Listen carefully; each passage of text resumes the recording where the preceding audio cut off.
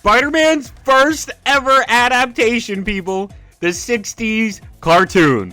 This show is something else, y'all. It is just something else. It's so freaking good. If you've never seen any footage of this show, you are missing out big time. This Spider-Man is wildly strong and hilarious. The tone of this show is very comical, and when the villains show up, they're great as always. I love this show. Today, we're going to break down the original show and compare it to the comics, okay? Seeing how it stacks up as an adaptation. Let me just say that this is supposed to be as unbiased as possible, okay? I'm not trying to just state my feelings here, okay? I'm going to show actual scenes from the cartoon as well as scans from the comic, and we're going to compare them. You know, we're going to look at it. Let's see if this is a very good, faithful adaptation. If I say that something is not accurate, it does not mean that it is bad, okay? It is not bad if it's not accurate. It just means it's not accurate, okay? I'm also only going to talk about characters that actually appear in the comics. The show uses a lot of original villains because they didn't have a lot of funding to support getting more villains, I guess. But we're not going to talk about a lot of these other random characters that are just OCs and like people like Blackbeard that show up, which is pretty cool and fun stuff, but like we're here for talking about Spider-Man purposes. We want to see how Vulture stacks up. What is Vulture like in the 60s compared to the comics? What is Doc Ock like? That's what we want to see. We don't want to see random Ice Alien 12. Nobody cares about them. I'm sorry. At least I don't. I didn't. Now, at the time of making this cartoon, there was only 52 comics, to my knowledge, that had been released in the Amazing Spider-Man run. The showrunners really didn't have too much to work with in terms of villains outside of the really iconic ones in the first 50 that we all know of.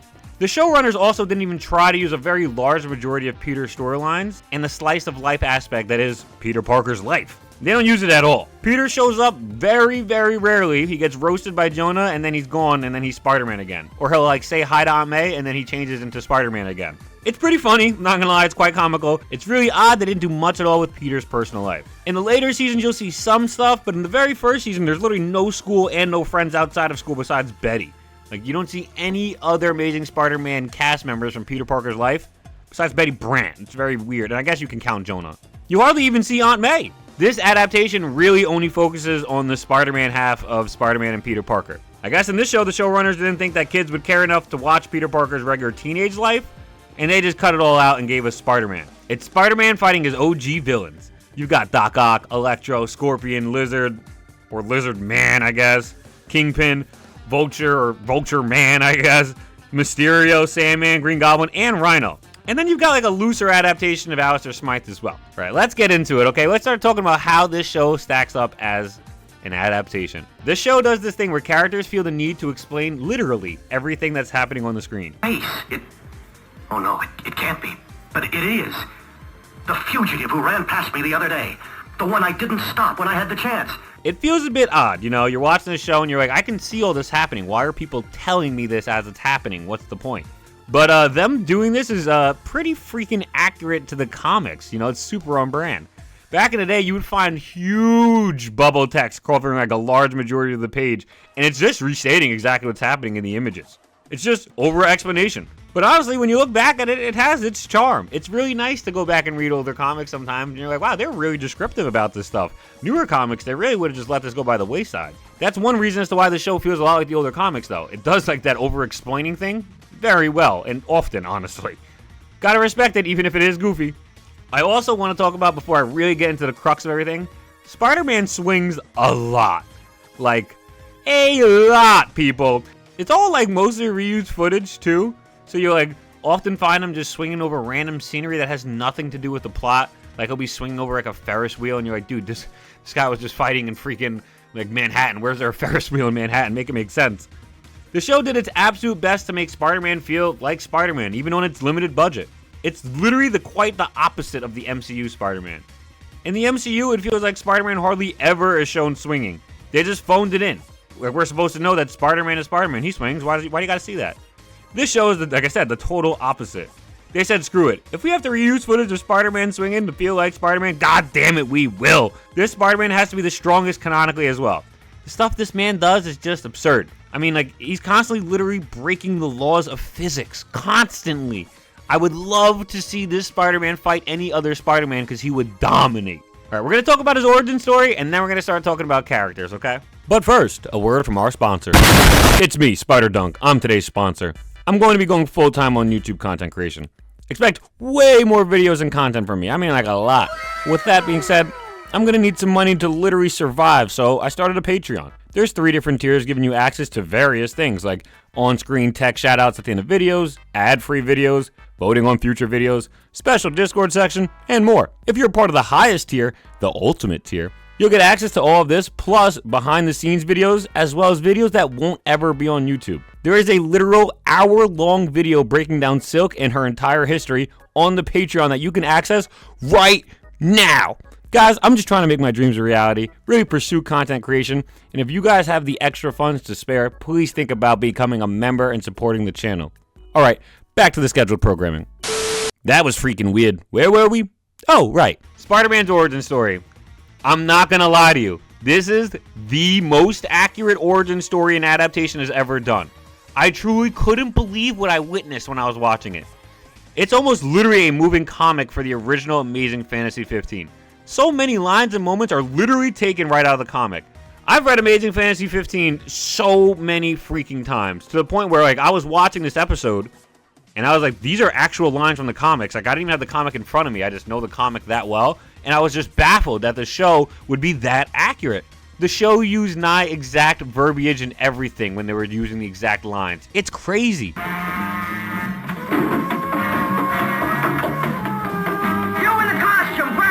If he makes it to the elevator, he'll get away.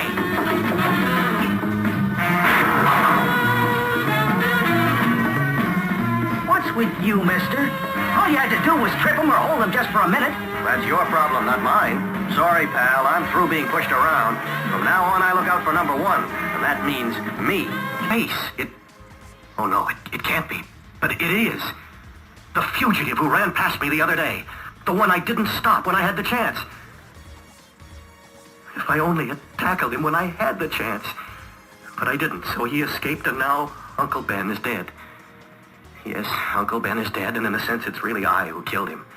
Because I didn't realize in time that with great power there must also always be great responsibility. What is a little bit weird is they show off the origin story in Season 2. It's the first episode of Season 2. Up until this point, you actually don't see any origin at all for Spider-Man. Spider-Man's just Spider-Man. Once Season 2 hits, though, you do see more of Peter Parker. He becomes more of an actual character. But for the most part, this story tries to just keep it Spider-Man through and through. The origin is incredible, though. It's like a one-to-one adaptation, and I'm just so enamored by it. I really think you should all just watch this at least. All right, let's talk about Spider-Man as a whole. Spider-Man in general. Overall, in this show, he's adapted pretty well from the comics. A lot of the extra drama does, like, get left out, unfortunately, but he still feels heroic. When I say something feels left out, it's because, like, Spider-Man doesn't get shown off as Peter enough. When you read comics, you notice that, like, Spider-Man is often having to leave events or leave a show or whatnot to change into Spider-Man, right? That's, like, a common issue for him. It's a problem he always is having, right? You don't really get that in the show because Spider-Man's never really Peter Parker in the show. Why would he have a reason to be in any of these situations? You just see Spider-Man anyways. So that's a little bit upsetting. You know, you don't really get the full drama. But as a hero, this dude feels like Spider-Man, okay? Not only does this Spider-Man have jokes for days, but he also uses his brain to fight most of his ops.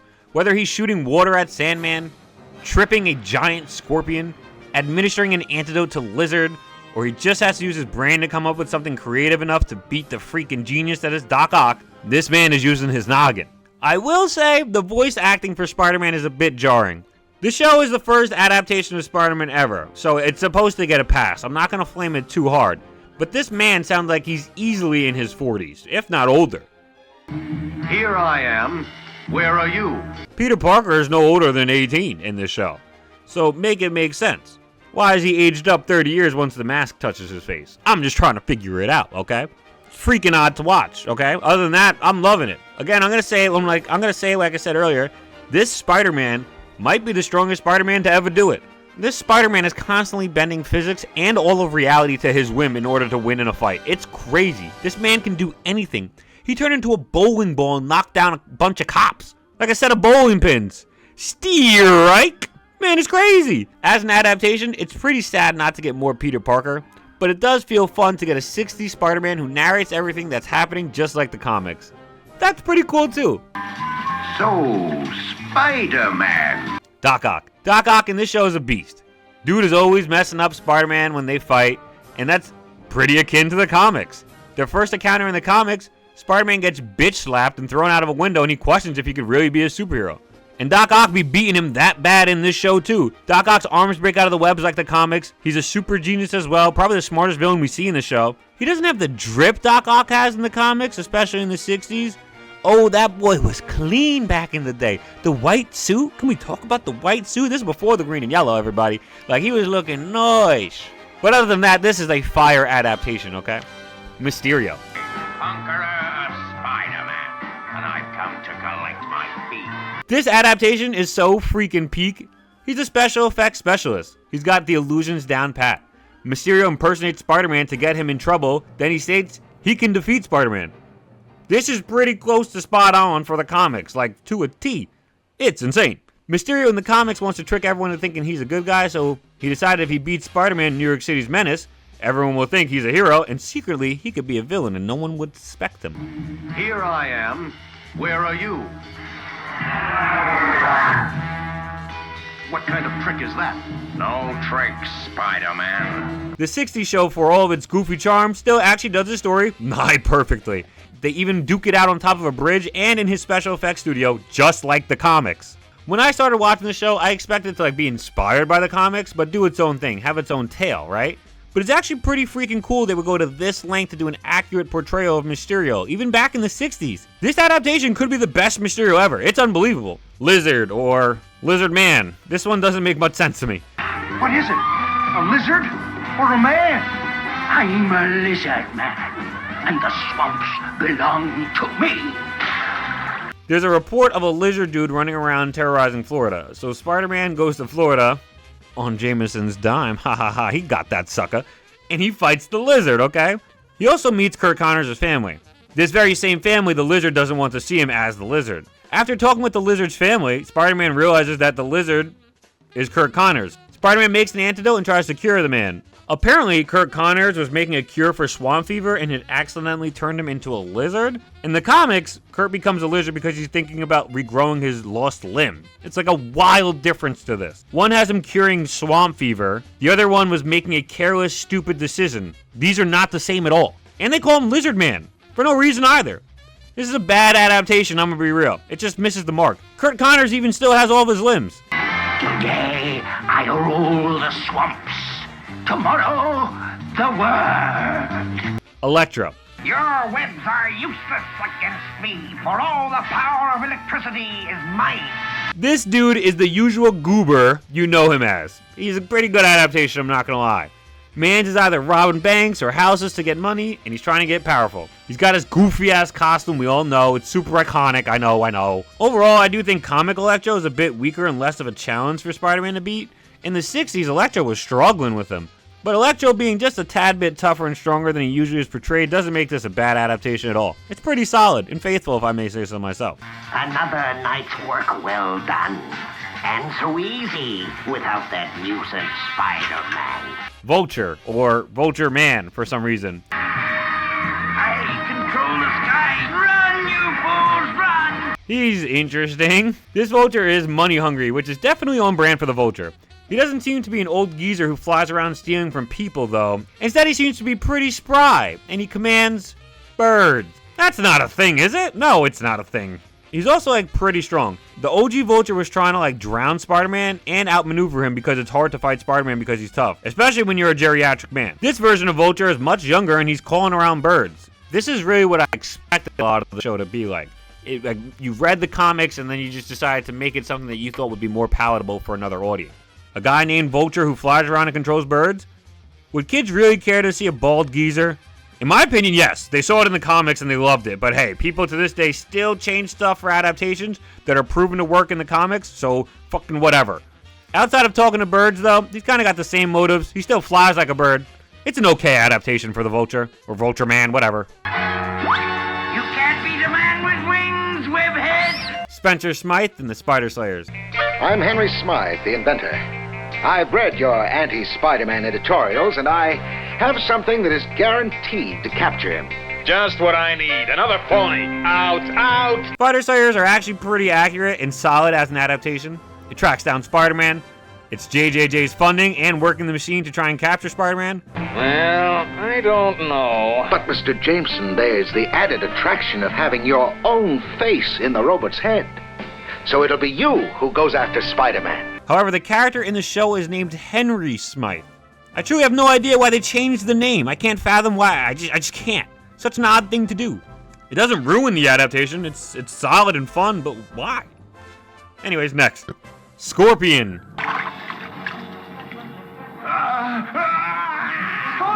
Stop, I tell you! This adaptation did an alright job with good old Scorpion, I have to say. We don't see much of a life from Matt Gargan. This show really had to think against characters not in their costume, huh? But Scorpion is a direct creation of Dr. Stillwell and Dr. Jameson and is an attempt to take down Spider-Man. Yeah, that's accurate. That's the comic story. That's the introduction to the actual costume menace dark foil to Spider-Man we all know. Scorpion. The characterization doesn't have the same gravitas as the comics without seeing Matt Gargan as a loser, though. In the comics, Scorpion is trying to get rid of the suit. It's always an issue, he can't get rid of it, and he's just freaking out. That's a big thing of his character, right? In the show, it's like the opposite. In the show, he's losing his powers. Slowly but surely, he's getting weaker and weaker, so he breaks into the office where the doctor was, who created him, and he just pretty much is just yelling at him like, dude, you're gonna make me a cure, I'm gonna beat you down. I have two things to say about this scene before we continue, okay? One, this proves that the show is serialized and doesn't reset to normal in between episodes. Besides, Spider-Man captured every one of them. I'm not about to give that web-slinging menace free publicity. Jameson here. What? He can't have. Well, do something and do... A lot of shows in the past, like Tom and Jerry or Bugs Bunny, just operate without consequences. If something happens, it'll all be back to okay next episode. But this show directly calls back to an earlier episode of Spider-Man's villains all being in prison, and Stillwell being the exact same doctor from the earlier episode that helped create the Scorpion. Dr. Stillwell, it's all his fault. I don't know, I just find that neat. A show in the 60s being serialized, that's pretty cool. For the most part, the show does go back to normal in between episodes, but this is like a cool factor. You know, you notice it, it's like, well, maybe not entirely back to normal. The second thing I want to point out is Stillwell is an idiot. Man said he set a trap for Scorpion. Don't worry. The effects of the formula will have worn off by now. He's bound to come here. I'll set a trap. He literally just puts a bear trap at the door. No shot this man is a scientist. This guy is an idiot. The episode honestly goes off the rails. Scorpion takes like a mixture of chemicals and drugs because the doctor won't give him any, and then it turns him into like a giant drugged out Scorpion on shrooms. Utterly ridiculous. I love this show. Scorpion overall isn't too accurate, but he's freaking hilarious. It's a solid adaptation. The Rhino.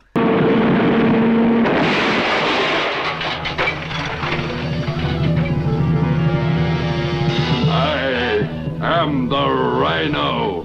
Nothing can withstand me. Rhino in the 60s show is actually pretty different from the Rhino of the time, or Rhino of today. For starters, we have no idea why he's like this. Dude's just a Rhino because he's a Rhino. Alright. Also, in this show, Rhino's a monster. And I don't mean monster just like a scary dude. He's unstoppable. And I don't mean unstoppable like the comics. I mean, he squared off against Spider-Man quite a few times, and he won almost every single one. Like, it's ridiculous. The only reason Spider-Man was able to beat him was because of some janky tomfoolery. Spider-Man shot a can of pepper at Rhino, which exploded, causing Rhino to sneeze, and then clay fell over him. But seriously, Rhino was very formidable in the show. He has an actual brain, not very much like the Rhino we all know from the comics. He devised a plan by himself to take over and rule the world. The first component. Soon I will get the other two, and then I will control the world. And the way he fights isn't only just full speed ahead charge, he uses his noggin too. It's weird to see this, honestly, because the comics version of Rhino is nothing like this. This version of Rhino is not dumb or goofy, nor is he down on his luck or who is traumatized by his bad decisions of the past. This dude's really just a smart Rhino dude looking to take over the world. I don't know if I've ever seen another Rhino adaptation like this. It's so unique. Oh, and then he sets out to make a goat statue of himself? Alright, he's a little bit goofy. As a whole, this adaptation's not that good, but it was cool to see Rhino again. Sandman. Nothing to these inside jobs for a Sandman, but this is better than I planned. Sandman is characterized pretty well for his time. The man was hella freaking goofy back in the day. Time has gone on and he's been given so much more depth. It's honestly awesome to marvel at. And maybe even worthy of a video. No, I already did a video on Sandman. But in the 60s, This is the guy who accidentally broke into a high school and then demanded a diploma. A guy who lost to a vacuum cleaner. He's pretty tough for Spider-Man to beat in both comics and show. Usually you need to use your brain to beat him, and Spider-Man does that in both the book and the show. Water! I'm soggy! I can't do anything! Thanks for telling me your weakness. Stop! Stop!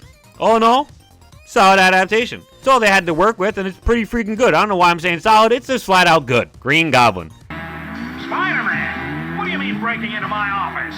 Spider-Man, I am the Green Goblin. This Green Goblin is a bit odd in my opinion.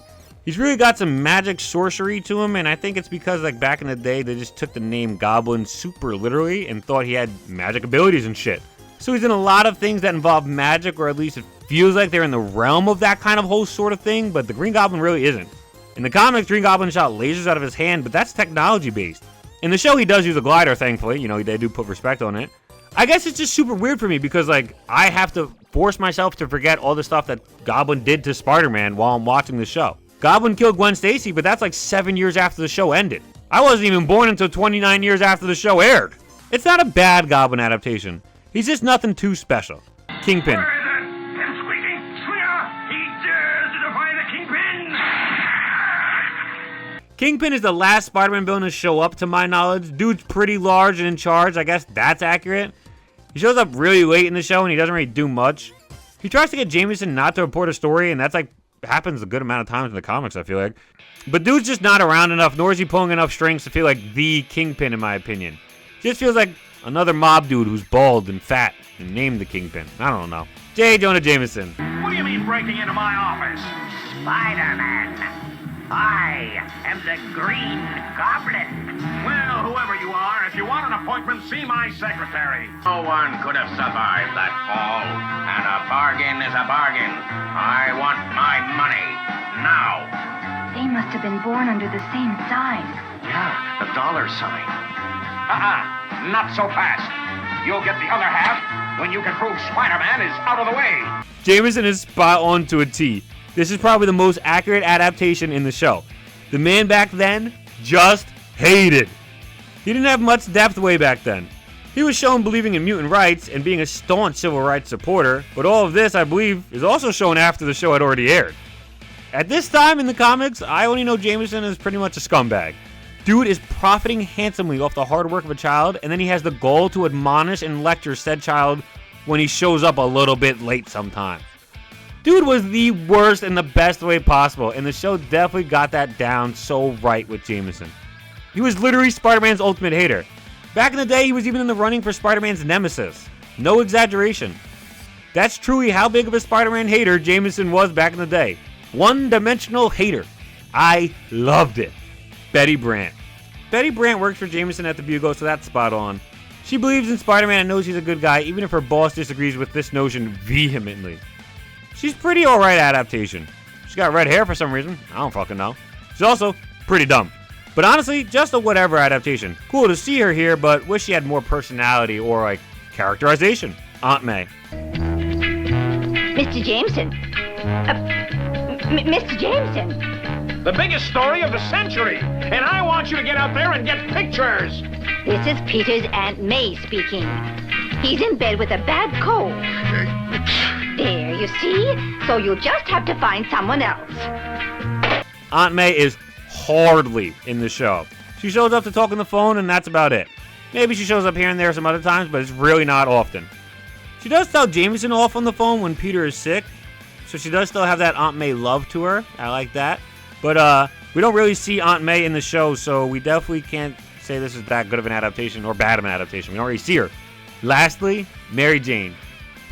Mary Jane being in the show is like a fever dream. For starters, at this time, Gwen is around and alive, but doesn't appear in the show ever.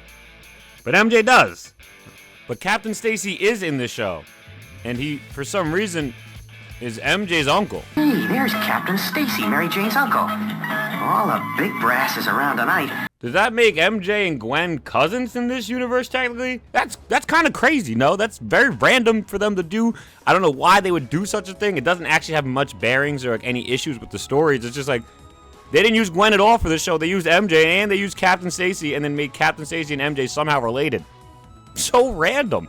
I'm down. I like MJ more anyways. But, she's just like the goofiest caricature of MJ one could imagine. She's a super hyper redhead who's super overzealous.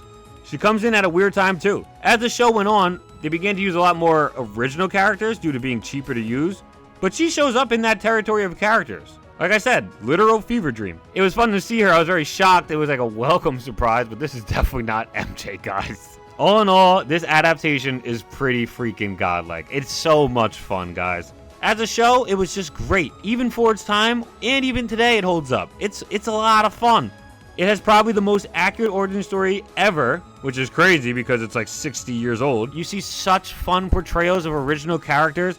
It's godlike. I love this show so much. I love it to death. And as I watch every single Spider-Man adaptation, I find myself putting this one firmly in the top 3 Spider-Man cartoon adaptations. I know I've only reviewed one other show so far, but like, I've seen all of these shows. The 60s show not only embodies the 60s comics, but it's also just a phenomenal show overall.